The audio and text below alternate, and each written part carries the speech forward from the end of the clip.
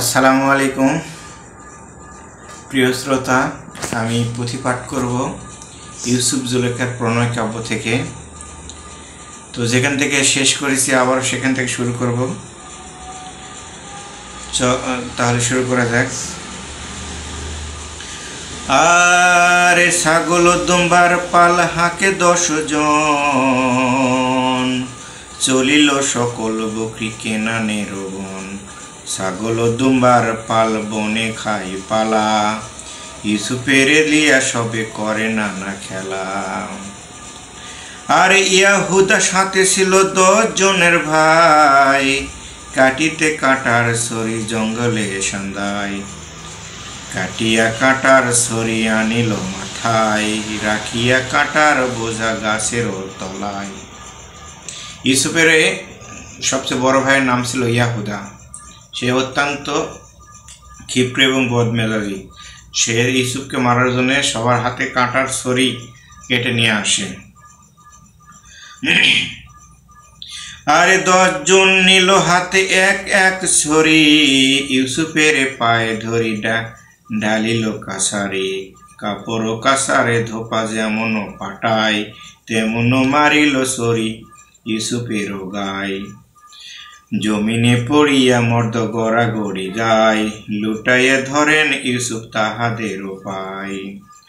আরে নামারো নামারো ভাই আমারও লাগিয়া, কি গুনাহ করিন কব নেহাত করিয়া।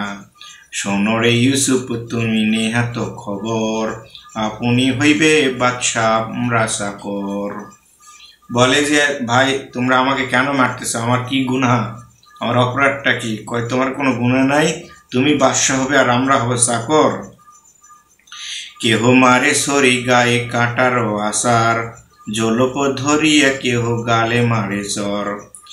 আর ইউসুফ কাতর হইয়া পড়িল ধুলাই, লুটাইয়া ধরেন গিয়া তাহাদের পায়।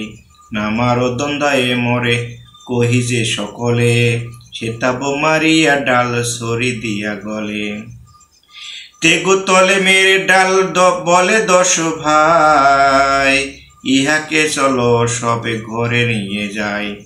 ইয়াহুদা কহিল বাত 10 জন আগে, তেগো তলে মারিলে খুনের দায় লাগে।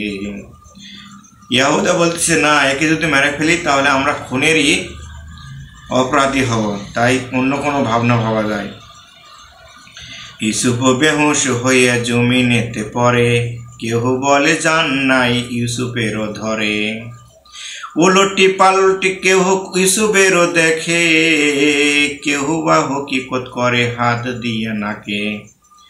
ফকির গরিব কহে কেতাবের বাত, যে পরে শোনে তার 12 হায়াত। অনেকে বলতেছে ইউসুফ মারা গেছে, কেউ আবার নাকে হাত দিয়ে দেখতেছে যে আসলে সে মারা গেছে কিনা, এরকম। তো পরবর্তীতে পর্বে আবারও দেখা হবে। সবাই ভালো থাকবেন।